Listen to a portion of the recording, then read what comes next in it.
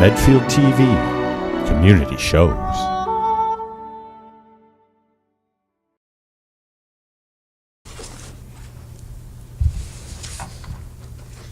Shall we? We were just in executive session to discuss the strategy with respect to collective bargaining with the MTA if an open meeting may have a detrimental effect on the bargaining position of the public body in specifically for the teacher assistants. So right now we're opening it up to public input. So question, on the document section later on the agenda, will there be public participation there? Sure. Then I'll save my crunching. Okay. All right, so to move on to the approval of the November 5th minutes. We spoke to council on Friday? Thursday? Friday. And they suggested that we state more specifically why we were in executive session and for what purpose. So today I mentioned that we were here, we were in for the teaching assistants, and also we will mention the roll call and also moving forward, instead of almost verbatim minutes, although those have been very nice, thank you, Francine, to keep it simplified and just not so much bullet points, but just a summary of what each topic is. So, do we have approval of the November 5th minutes? I move to approve the November 5th minutes. Second? I second. All in favor? Aye. Motion approved. Okay, we do not have the December 3rd minutes, do we? No. No, alrighty. So we will go on to Town-wide Master Plan Committee. Thank you, Madam Chair. So in your packet, you had a memo from the town asking for a representative from the school committee to be on the Town-wide Master Plan Committee, and they're about to appoint that committee, so they were asking us if we would take care of that this evening and get a member to participate in that. All right, well, I nominate Jessica Riley because you attend all those meetings anyways. You're just awesome. Something to do. I wholeheartedly No. second that. All right, all in favor? Aye. Aye, and I Thank you will. for being so keen. Yes, absolutely. No, I will enjoy it. It's been something that I have Totally. looked to in the town for a very long time, and I would enjoy being a part of that. Perfect. I mean, you know by bedrooms, how many bedrooms Yeah. are That is true. open in this town, so I think you'd be perfect for Merry it, so thank you, Christmas. Jess. Christmas is early. Thanks, for Jess. Thank you. All right. So I'll let the town know? Yes. We'll do that tomorrow. And I'll Okay. actually, they're appointing tomorrow at Selectmen's meeting, They are, right? okay. Okay, so I'll go to that as well. Okay, thank you. Thank you, Jess. I'll let Christine know in the morning. Super. Next on the agenda is CPR Visions. So Mary's here, and she has a couple of policy recommendations and a couple of other areas that we need to look at, code of conduct, and then the bullying prevention intervention plan handbook. So she's going to share her recommendations on that. Because file JJE, the co-curricular and extracurricular activities, is a policy, her recommendation tonight, which was in your packet, will be considered first reading, and then we'll do a second reading in January. So, Mary? Mary, use the podium there. I know, so am I. Thank you. So the findings from the CPR review found that policy JJE for co-curricular and extracurricular activities was missing a few protected categories, particularly sexual orientation, disability, and homelessness. So the proposed change that I had was to keep all of the same language, but to add in that no school shall sponsor or participate in the organization of outside extracurricular activities conducted as such school, which restricts students' participation on the basis of race, color, sex, gender identity, sexual orientation, disability, homelessness, religion, or national origin, or any other protected category. No other changes proposed in that area. Okay. So what So we'll we'll read do through is, that, take a look we at can that. revise that extra language. Yes, And into we'll get the- that up online. Okay, we'll just post that and get that up, okay. Excellent. So the other change is in terms of the code of conduct. Right now, we need to add in that there need to be due process proceedings, which need to include a right to hearing before the principal, a right to include representation at the hearing, a right to appeal to the superintendent within 10 days of an expulsion by the principal, and right to the counsel at the student/parent's expense. So this is in terms of if there's an expulsion or long-term suspension as well. And the other addition would be that we need to just have language that all students that are expelled under 37H or 37H and a half, or any students that are suspended for more than 10 days would have right to the opportunity to continue to make academic progress while they're out. And they would have this through a school, district-wide school-wide education service plan, which we would be putting together as well for proposal. But this would be the language that would just need to be updated within the handbooks, and then the plan from there. I mean, fortunately, our handbooks are all live documents that we can Right. change on the fly, so we'll be able Yes. to do that if you vote to approve that tonight. Okay. Mary, when you talk about school-wide educational plan for Mhm. that student, what is the vehicle for that? So is that this- essentially like all of his kind of curricular team and teaching team coming together as an outside agency that comes in? How do we Depending kind on of the contract situation understand and that? what we feel the student needs in order to make that progress. So there's typically, within the education service plan, you have different levels of support. So some Mhm. students may be able to continue to access the curriculum through Google Classroom, through a lot of the materials that they have at home. Some might need that direct tutoring support. That could be from in-district people, or it could be from an outside tutoring company. And that would kind of be spelled out in layers throughout that education service plan. Much as like well. we would construct an educational plan for any child within the district that Exactly. needed additional services. Yes. Okay. Any other questions on that? No, not at this time. The other two changes are within the bullying intervention plan, which then kind of impacts the handbook as well.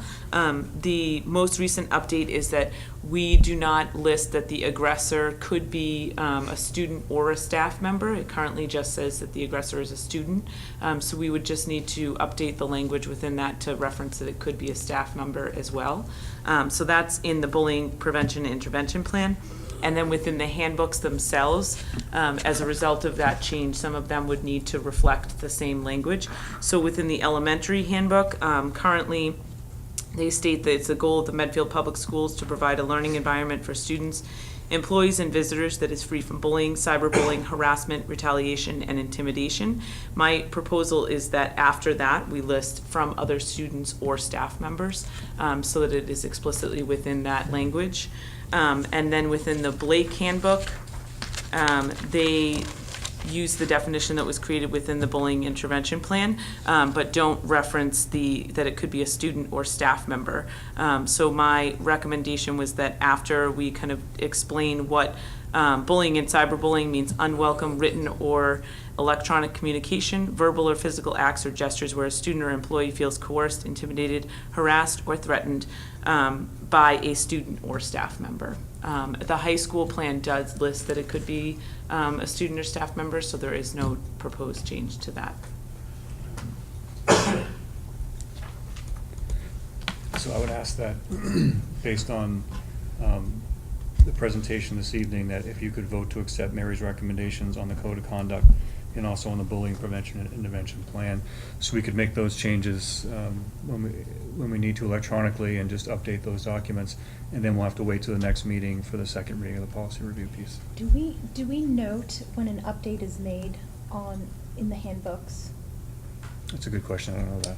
You know what I mean? I In could term- probably send Yeah. out district-wide, Just to keep a record of when Yes. things were done and what exactly Much was like we do with the changed. policy. Mhm. Right. kind of I just think things. that's a Although- helpful reference. agree, Okay. definitely. And also maintaining historical. Sure, I can look into that and make sure that we reference it as well.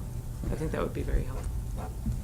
So do we have a motion to? I move to amend as written, please make sure that I do this correctly, feel free to chip in, the code of conduct change and the bullying prevention and intervention plan change as presented in the presentation, as well as the handbook changes at the elementary and Blake level as written.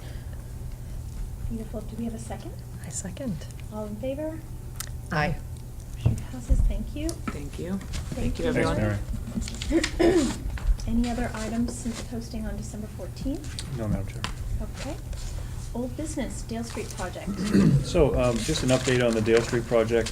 As you know, we were notified by MSBA in November that because we had submitted all of our documents and they were complete and on time, actually ahead of time, we were originally scheduled to meet with them in either February or April to go to Phase 2. They called us up in November and asked us to go into the December meeting, which we did last week. So Anna Mae, Michael LaFrancesca, Mike Quinlan and I went to, Chris. excuse me, exactly, sorry, went to the meeting and, you know, they voted for us to go on to Phase 2, which is essentially getting into the feasibility piece. And that's what we're 3 or 4 months ahead of that now, so that's great. They gave us some training afterwards we went to and outlined what we need to do in terms of that. And I put in your packet the letter that they sent to Mike Marcucci, the chair of the Board of Selectmen, which they typically do as we go from phase to phase. They want to make sure that the town is informed in all of this, and they always send it directly to the chair of the Board of Selectmen and then CC us. So really excited about that. I think it went well. I mean, there was only 3 other districts that were at that particular point with us, many of whom were, or the other 2 that weren't in the initial one like we were, they were actually in there earlier. So as far as other districts around that were on the same schedule as us, we're ahead of them now, so we feel really good about that. So I think how we move forward is Chairman Mike Quinlan is going to schedule a school building committee meeting, which we haven't had yet, so we need to schedule a kickoff meeting of that, and then start getting into the Phase 2, which was outlined for us from MSBA. So again, we'll keep this on the agenda as we keep moving forward, and we'll keep posting everything on that webpage that we have dedicated to the Dale Street project.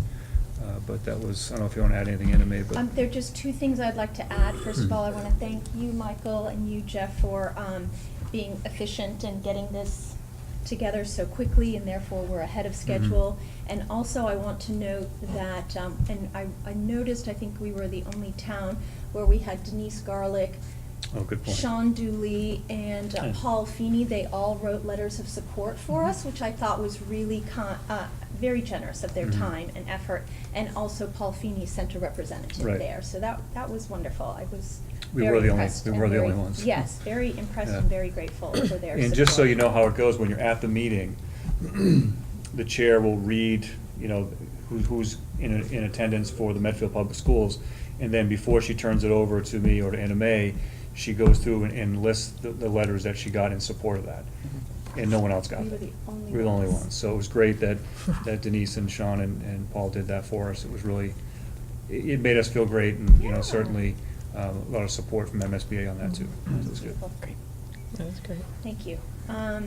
Next is future elementary enrollment updates. Sure. So nothing new in terms of that, other than the fact that the kindergarten committee that is looking at how we register and space and other issues with kindergarten came up with a plan to, or a couple of things actually. One is to move up registration so that we have a better sense of what the enrollment's going to be this year in kindergarten. So there are going to be 3 days in January in which they're going to have enrollment.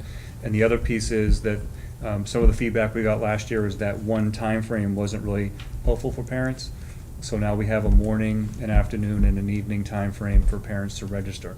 So we're hoping that based on the numbers that we have, that we'll be able to not have a lottery and make sure that everyone that wants full-day kindergarten is in full-day kindergarten.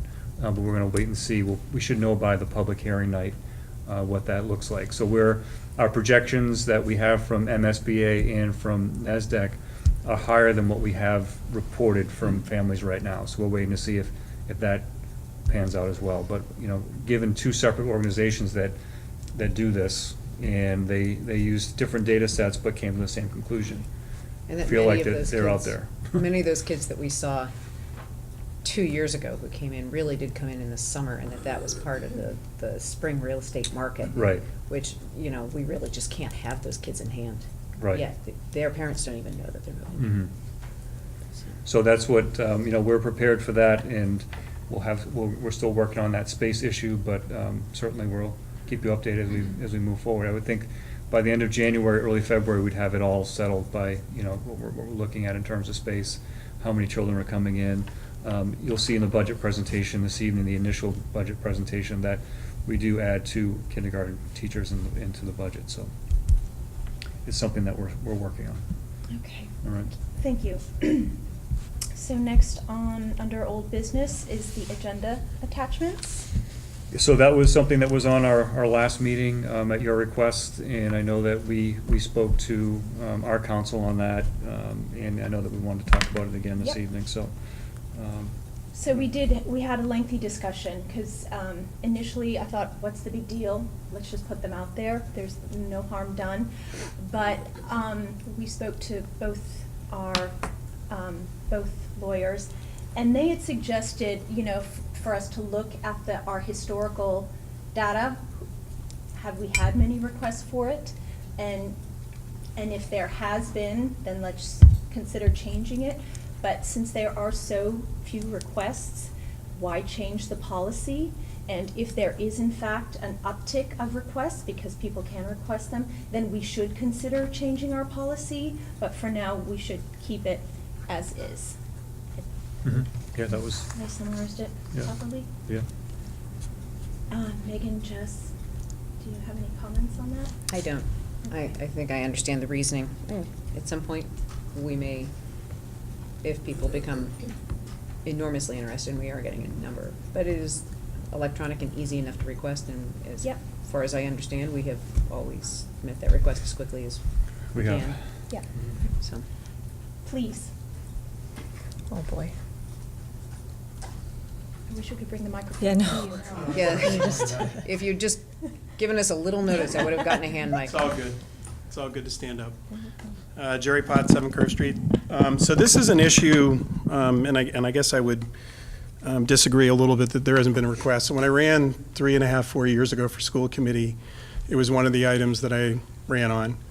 I've requested 4 different times at school committee meetings that attachments during presentations be added, and I've been told they would be, and they haven't been. And I noted a couple of times, this is now the 4th time I've gotten up and asked. So I could, at this point, make public information requests, but I guess I'm a little confused. One of the actual number one thing on the superintendent's search was transparency. That was the number one item that was put there, and the school committee has talked often about transparency. And so I think, for example, on something like the Apogee, there was comments that someone had posted on social media making assumptions about what the costs were. And that's because they've never been made public.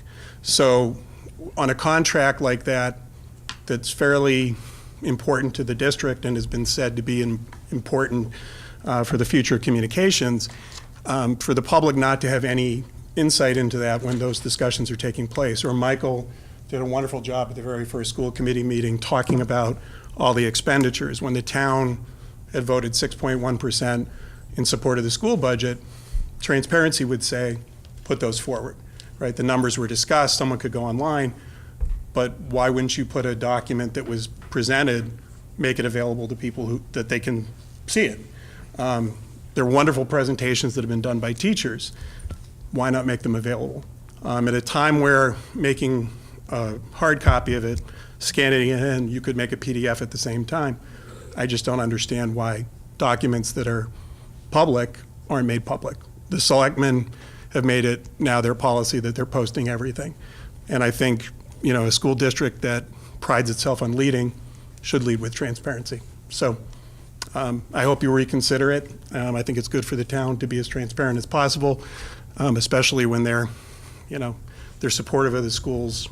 6.1% increase. I think the town, shows how much they believe in the schools. I think it's a small thing to give back, to give the information. I mean, I can make public information requests on all of it. To me, it seems like that's just more work. If you just know you're going to make these documents available, when you make the copies here, you scan one, you put the PDF up. So that's my thought. Okay, thank you.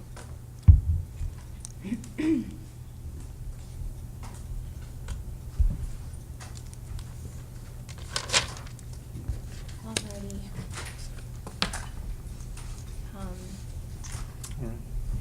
Move on to the next one, Right. donations. So I have Excuse me, that's right, we have donations.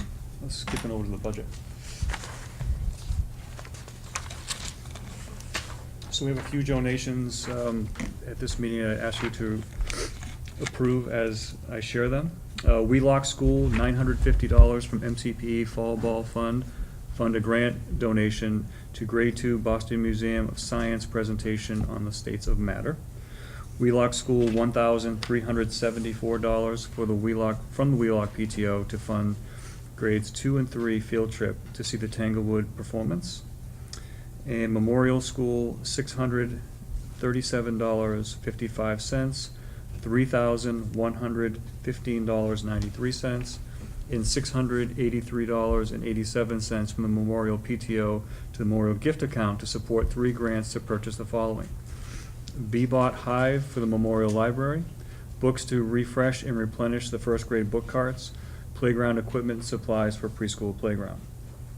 And lastly, $2,000 to benefit Medfield CPAC from the directors of the Lewis and Mary K. Smith Family Foundation. I ask that you approve those as shared.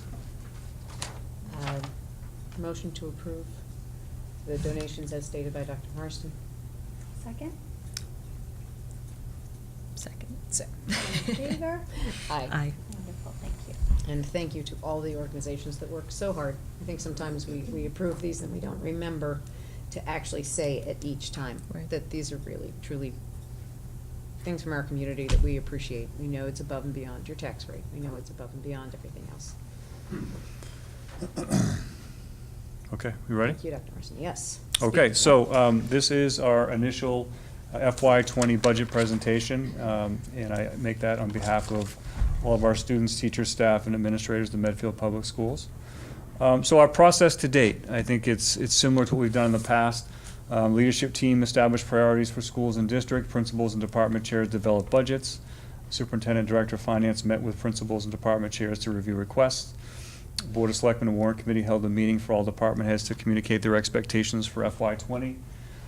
Superintendent, Director of Finance developed the initial budget, and I just put in these last couple of bullets here.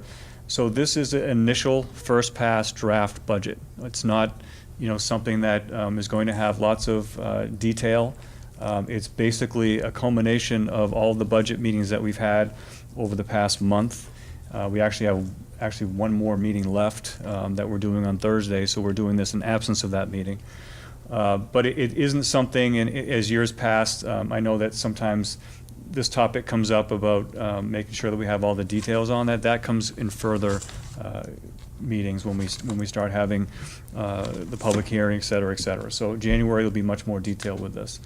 And then the public hearing becomes, it goes from the superintendent recommended budget into the school committee's budget after the public hearing, and you folks vote on that. So just kind of keep that in mind as we go along through the process. So as you know, Medfield 2021 has 5 goals, and this budget has implications tied directly to our strategic plan. I won't go through each one of those, but I think those are some that stand out in this initial plan that we have. Certainly, strengthen and expand our STEAM with the science curriculum you'll see as part of this. Expand and improve technologies, et cetera. All that is part of our strategic plan and has a direct impact on our budget. Looking at our special education staffing, maintaining and enhancing opportunities outside the classroom, and appropriate resource allocation of each building, all part of our plan. And then goal 5, which is the investments in the facilities. We're happy to have a new facilities director that started last week, who will be at our next meeting, introducing herself to all of us. She's hit the ground running, but it's, as you can imagine, starting a new position and working for both the town and the school. She has to really get the lay of the land and understand the buildings. So she's been doing a lot of work with that, but as you know, things happen, and she's been really excellent so far the last week that she's been working here. So looking at the resource allocation, technology, et cetera, all those fit into goal 5. So the assumptions that we made going into this, we feel that federal entitlement grants will be reduced. Again, simply said, we really can't count on the feds for anything these days. We found out in September about not having Title I funds, which was 85 or so thousand, that was just cut to zero. We lost our Title IIA, a lot of that was cut, and we used that professional development. So all those things that we've counted on for years and years now seem to be vanishing. So we made that assumption as we get into the budget because we added money to those areas. Our Chapter 70 will be level funded. I know there's a lot of talk statewide about increasing Chapter 70 and looking at possible lawsuit from school districts suing the state because of the recommendation that really the state has not funded schools about $1.2 billion below what they should be funded right now. But if you saw over the weekend, the income tax decrease is kicking in, so that's another $175 million of revenue that won't be allocated to Chapter 70. So we're just going to make the assumption it's going to be level funded. And when I say level funded, if the Department of Ed or the state does another $25 per student, it ends up being about $65,000 for us, give or take. So we consider that level funded when we're looking at the amount of money other places get. We feel like the enrollment is going to increase again, especially at our younger grades. We see that this is the first year of that enrollment boom that's coming in. We feel like the next 3 years we're going to see a lot of enrollment increases in our elementary as predicted by MSBA and also NESDEC. We won't see that enrollment increase really hit the middle or high school for a while. So it's really focused in on the younger grades, Memorial, Wheelock, and Dale Street.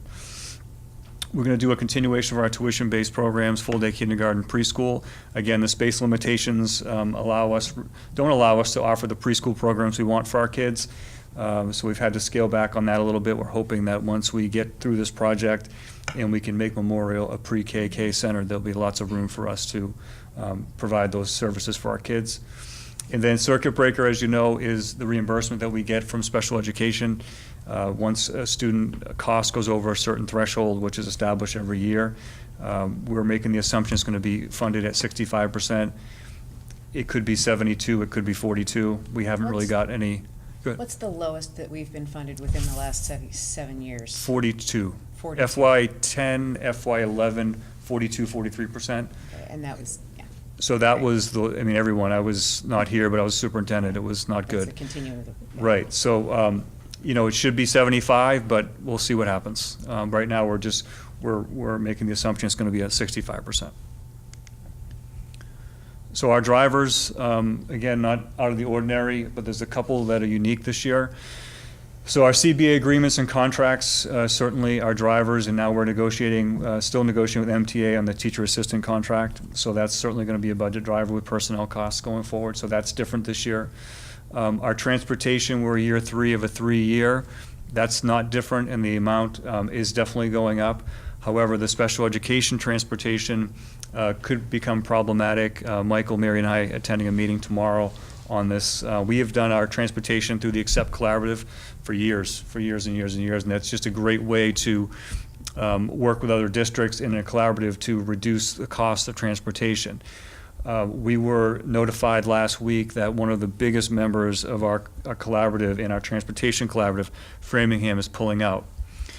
So to find that out at this point creates a real issue for the districts that are in. So it's still Dover, Sherburne, Medfield, Medway, Holliston, Natick. We're all still in.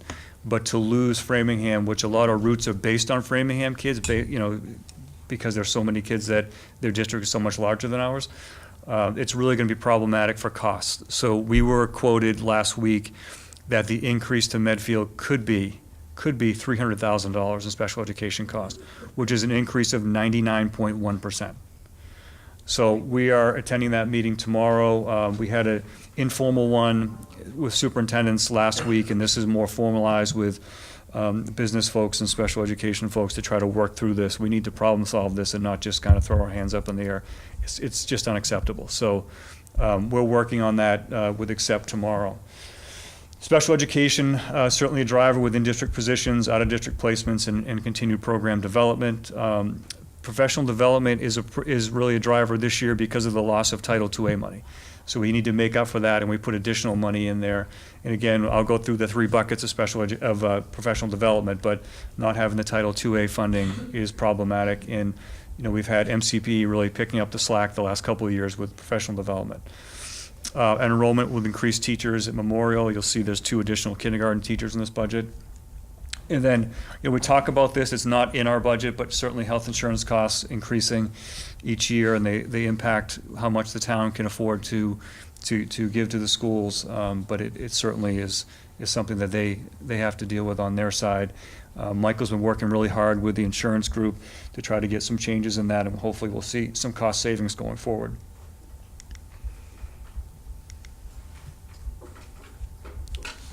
I did it twice, nope. So looking at the FY19 approved budget, which was the override budget, $35 million. The FY20 initial is $36,771,698, or an increase of 4.85%. And to put this in context, last year at this initial stage we were at 6.75.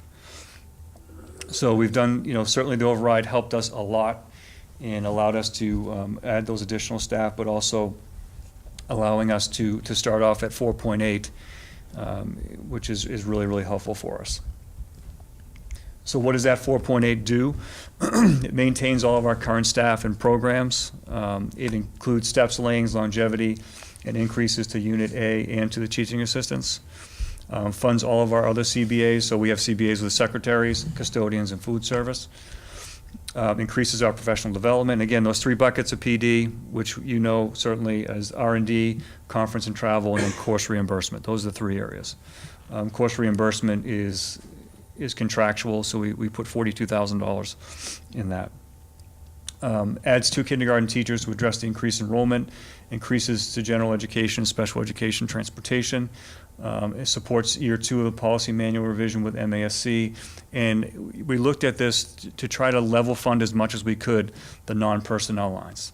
So looking through all of our supplies, materials, all of that technology, and tried to see as close as we can to get to level funding of FY20 based on FY19 numbers.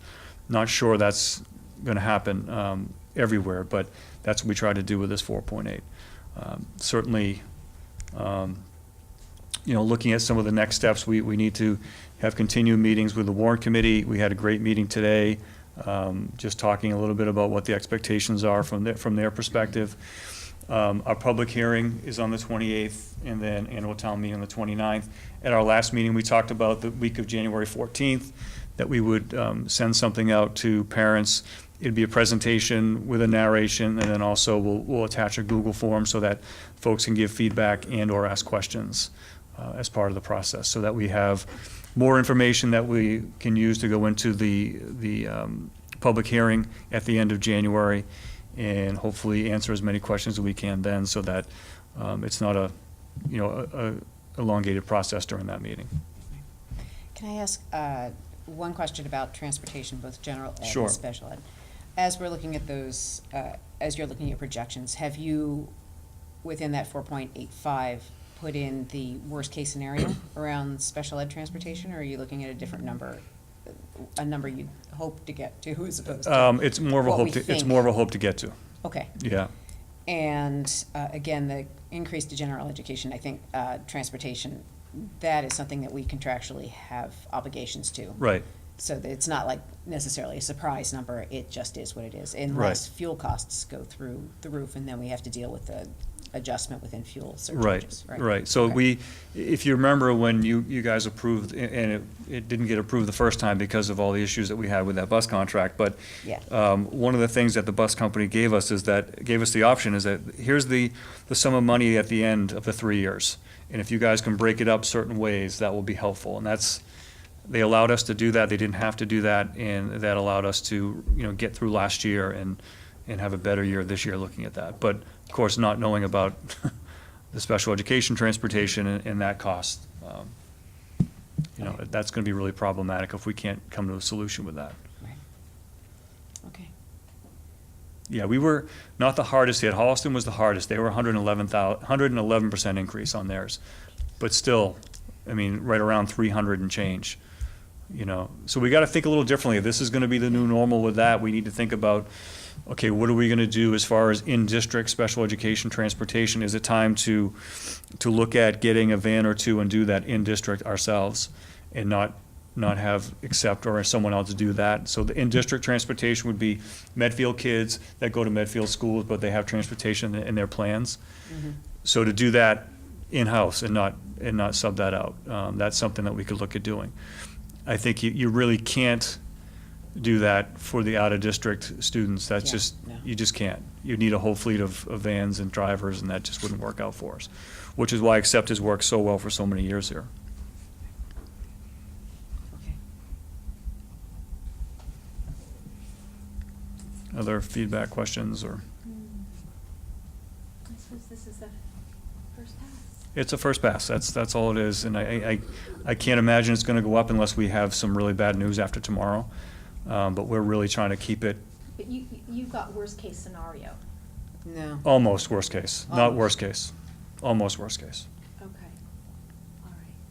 So not best case, not the worst, but right in the middle increase in terms of that. So an increase of like 150,000 instead of 300,000, say, instead of, Okay. we feel like, so one of the things that we're gonna try to do with Accept tomorrow is look at their reserves and see if they can put some of their reserves to offset, to mitigate the cost to the districts. The issue is that if you're a district that's not part of Accept and not using the transportation, then we're using some of your reserves too, so we have to kind of work through that tomorrow, how that's gonna work, you know? Because, for instance, Wellesley does not use it, Needham does not use it, who else does not use it? It's probably the only two that don't use it.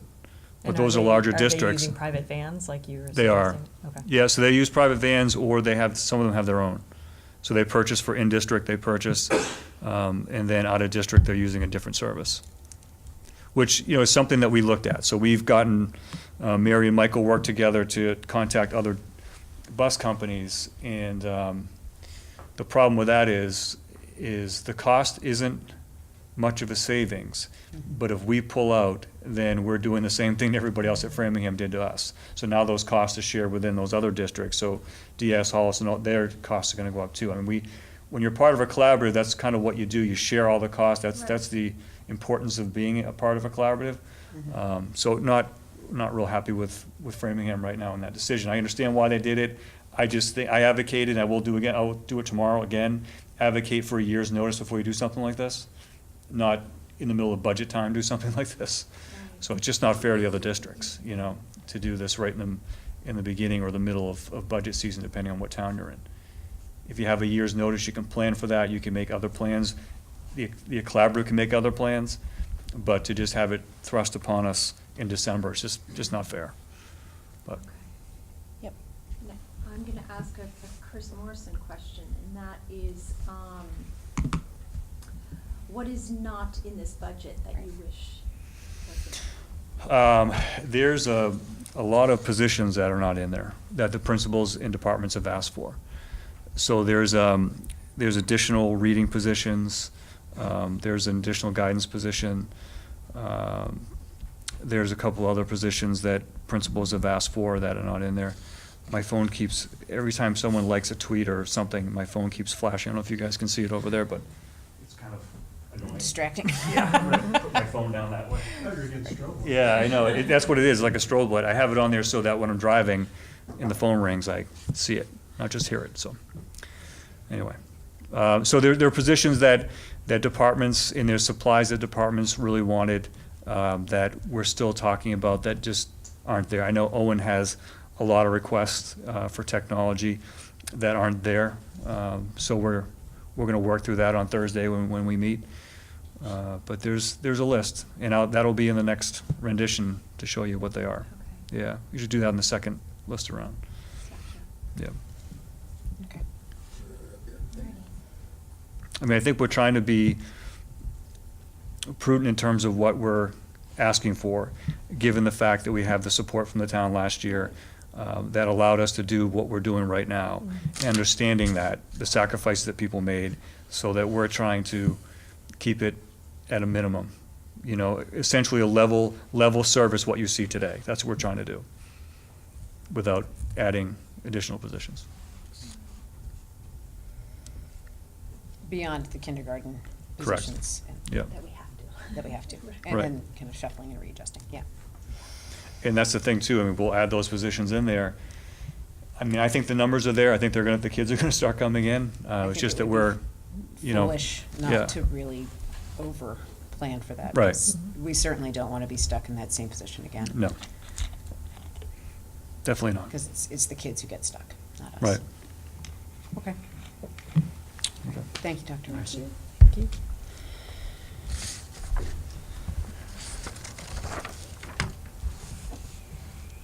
I had nothing else, Madam Chair, informational. Okay, sorry, I'm going back to my agenda. So, no informational future agenda items, the FY20 budget, Medfield 2021 update. So that's gonna be in January, the update and the goals, those two will be both in Okay, January. super. And our next meeting is in the new year, January 7th. I have a quick question, Dr. Marson. Can you tell me when the next superintendent advisory, parent advisory committee Who? meeting is? I'm sorry, I threw that Yeah. one right at you. I just It's all don't right, happen to have it. it's definitely January, let me just. Okay, because that's another excellent opportunity for parents and for anyone really in the community to have the same presentation or the more detailed one that we'll be doing. True. Let's see. It is the 23rd of January at 9:30. Okay, great, thank you. Alrighty, any closing comments? Maddie, what's new? A lot of action over there. I think everyone's pretty antsy for break right now. Yeah. But we have a really Adults or busy kids? week. Break, yeah. What? Adults or kids? Yes. Everyone.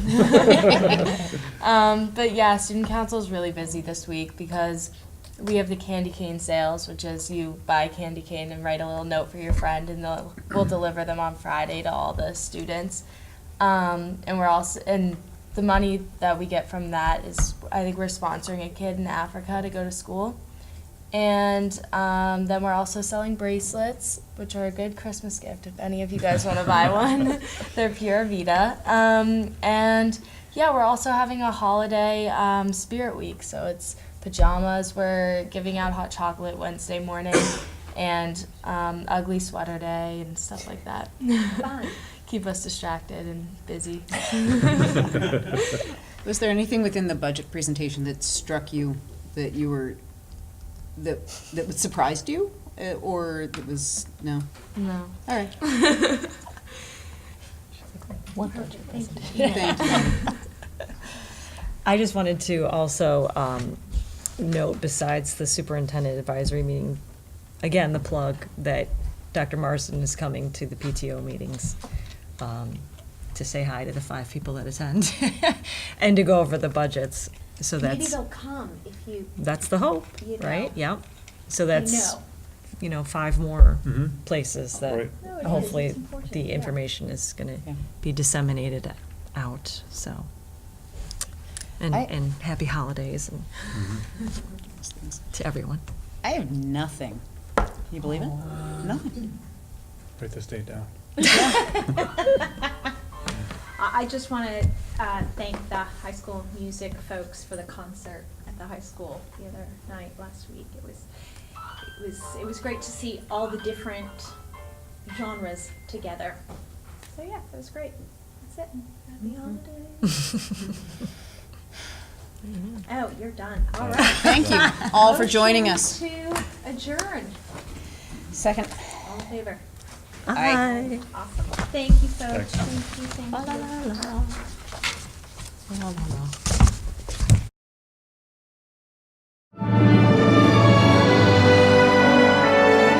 Medfield TV, community shows.